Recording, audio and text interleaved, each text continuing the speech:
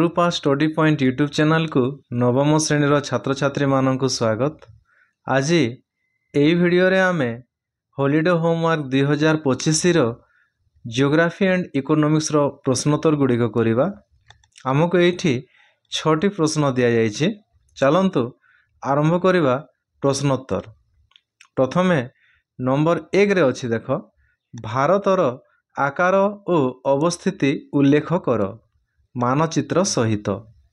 ଏହି ପ୍ରଶ୍ନର ଉତ୍ତର କରିବା ପୂର୍ବରୁ ଚାଲନ୍ତୁ ଆମେ ପ୍ରଥମେ ଜାଣିବା ଅକ୍ଷାଂଶ କ'ଣ ଏବଂ ଦ୍ରାଘିମା କ'ଣ। କାରଣ ଯେତେବେଳେ ଆମେ ଭାରତର ଅବସ୍ଥିତି କେଉଁଠି ବୋଲି ଲେଖିବା, ଆମକୁ ଅକ୍ଷାଂଶ ଆଉ ଦ୍ରାଘିମା ଲେଖିବାକୁ ପଡ଼ିବ। ତେଣୁ ଆମେ ଚାଲନ୍ତୁ ପ୍ରଥମେ ଜାଣିବା ଅକ୍ଷାଂଶ କ'ଣ ଏବଂ ଦ୍ରାଘିମା କ'ଣ। ଅକ୍ଷାଂଶକୁ ସମାକ୍ଷ ରେଖା ବୋଲି ମଧ୍ୟ କୁହାଯାଏ। ଏଇ ଯେଉଁ ଚିତ୍ରଟା ଦେଖୁଛ, ପ୍ରଥମେ ଅକ୍ଷାଂଶ କ'ଣ ଦେଖ।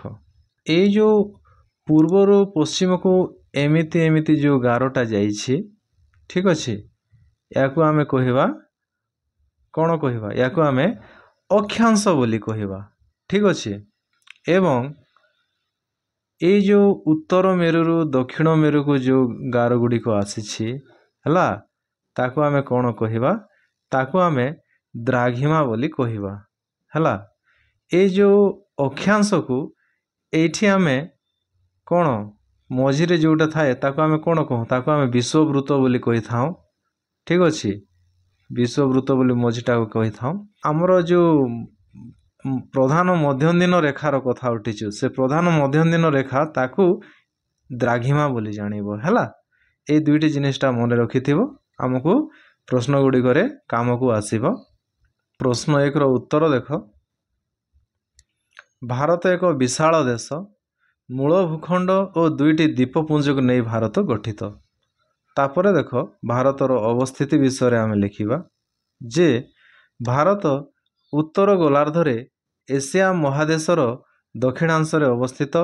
ଏହାର ମୂଳ ଭୂଖଣ୍ଡ 8 ଡିଗ୍ରୀ 4 ମିନିଟ୍ ଉତ୍ତର ଏବଂ 37 ଡିଗ୍ରୀ 6 ମିନିଟ୍ ଉତ୍ତର ସମାକ୍ଷ ରେଖା ମଧ୍ୟରେ ଓ 68 ଡିଗ୍ରୀ 7 ମିନିଟ୍ ପୂର୍ବ ଓ 97 ଡିଗ୍ରୀ 25 ମିନିଟ୍ ପୂର୍ବ ଦ୍ରାଘିମା ମଧ୍ୟରେ ରହିଅଛି, ଠିକ୍ ଅଛି। ପ୍ରଥମେ ଆମେ ୟାକୁ ଟିକେ ବୁଝି ନେବା ଯେ କ'ଣ ତାହା। ଆମର ଯେଉଁ ପୂର୍ବ ଦ୍ରାଘିମାର କଥା କୁହାଯାଇଛି, ଏପଟେ ଦେଖ, ଏଇ ଯେଉଁ ଲାଲ ଗାରଟା ଯାଇଛି ପ୍ରଥମରେ, ହେଲା, ଆଉ ଏପଟେ ଏଇ ଦୁଇଟା ଗାର କ'ଣ? ଏ ହେଉଛି ଆମର ଦ୍ରାଘିମା, ଠିକ୍ ଅଛି। ଆଉ ଯେଉଁ ଅକ୍ଷାଂଶ କଥା କୁହାଯାଇଛି, ଇଏ ତଳୁ ଦେଖ, ଇଏ ଗୋଟେ, ଆଉ ପୁରା ସବା ଉପରେ ଯାଇଛି ଯେଉଁଟା, ଏଇ ଗୋଟେ, ହେଲା। ଏହି ଦୁଇପଟର 2ଟି ଦ୍ରାଘିମା ଆଉ ଅକ୍ଷାଂଶ କଥା କୁହାଯାଇଛି। କର୍କଟ କ୍ରାନ୍ତି 23 ଡିଗ୍ରୀ 30 ମିନିଟ୍ ଉତ୍ତର ଏହାର ମଧ୍ୟଭାଗରେ କଳ୍ପନା କରାଯାଇଛି ଓ ଭାରତକୁ ପ୍ରାୟ 2 ସମାନ ଭାଗରେ ବିଭକ୍ତ କରୁଅଛି। ଫଳତଃ ଭାରତ ସମ୍ପୂର୍ଣ୍ଣ ରୂପେ ଉତ୍ତର ଗୋଲାର୍ଦ୍ଧର ଉପକ୍ରାନ୍ତୀୟ ଓ କ୍ରାନ୍ତୀୟ ମଣ୍ଡଳରେ ରହିଅଛି। ତାପରେ ଦେଖ, ଆକାର।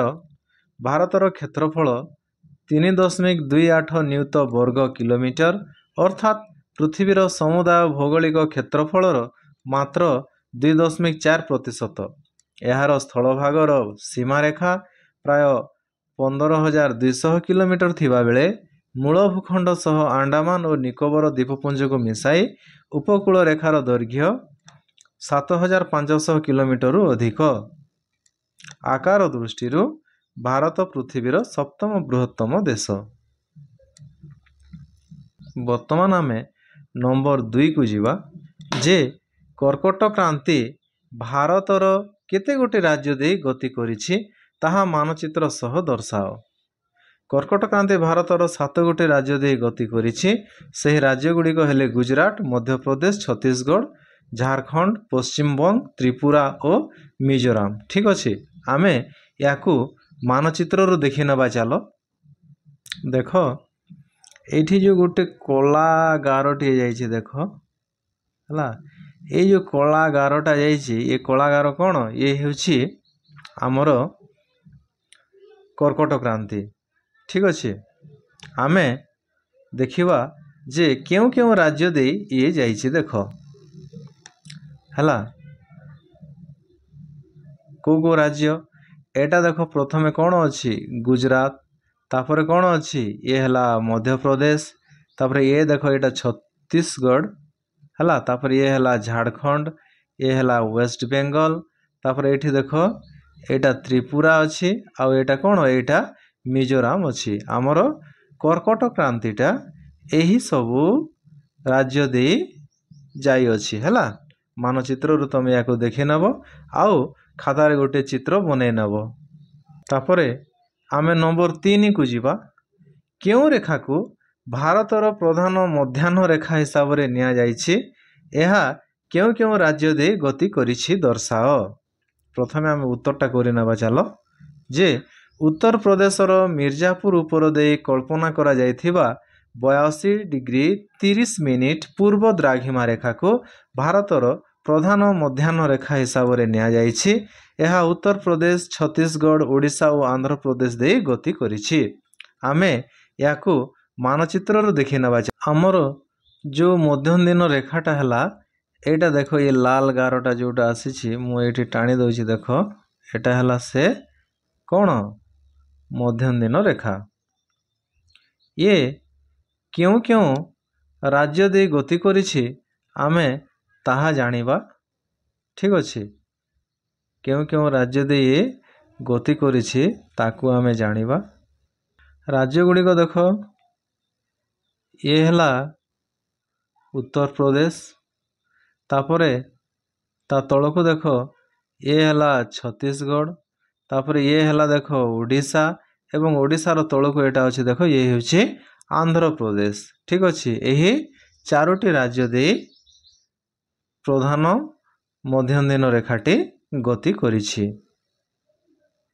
वर्तमान आमे नंबर 4 को देखिबा भारतर मूल भूखंडर पूर्वतम पश्चिमतम उत्तरतम और दक्षिणतम स्थानर नाम गुड़िक मानचित्र रे दर्शाई लेख उत्तर देख भारतर मूल भूखंडर पूर्वतम स्थान अरुणाचल प्रदेश रे पश्चिमतम स्थान कच्छ रे उत्तरतम स्थान कोराकोरम पर्वत श्रेणी रे और दक्षिणतम स्थान कन्याकुमारी तमिलनाडु राज्य रे अवस्थित याकू मध्य आमे मानचित्र रे देखिबा चाल मानचित्र रे देख पूर्व रे हला ये अरुणाचल प्रदेश पश्चिम रे देख ये हला कच्छ उत्तर रे देख कोराकोरम पर्वत एवं दक्षिण रे देख ये हला कन्याकुमारी तमे मानचित्र टी करी एही स्थान गुडी को चिन्हित करिवो वर्तमान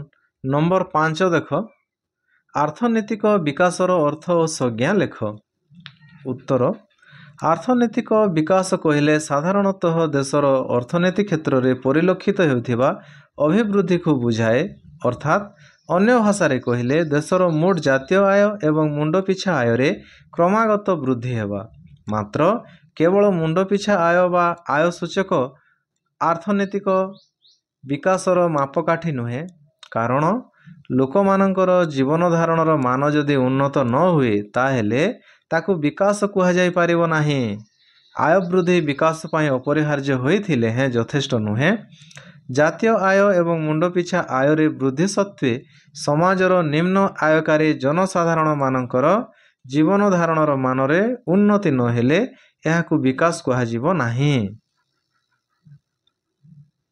आय वृद्धि एवं एहार सुषम बंटन द्वारा ही जनसाधारणकर जीवन धारणर मान रे उन्नति एवं आर्थनैतिक विकास संभवपर होइथाए नंबर 6 देख मुंड पिछा आय और हाराहारी आय किपरि निरूपण करा जाय लेख उत्तर हैला कोनोसी देश रे उत्पादित द्रव्य और सेवार मुद्रागत मूल्य एवं बहिरागत आय समूहर समष्टि को सही देशर मोट जातीय आय कहा जाए ठीक अच्छे जे से देश रे केते उत्पादन हेउछि द्रव्य और सेवा आ अन्य देश मानकर से देश को केते आय आसुछि सब को आमे मोट कोले जातीय आय हुए एवं जातीय आय को सही देशर जनसंख्या द्वारा भाग कले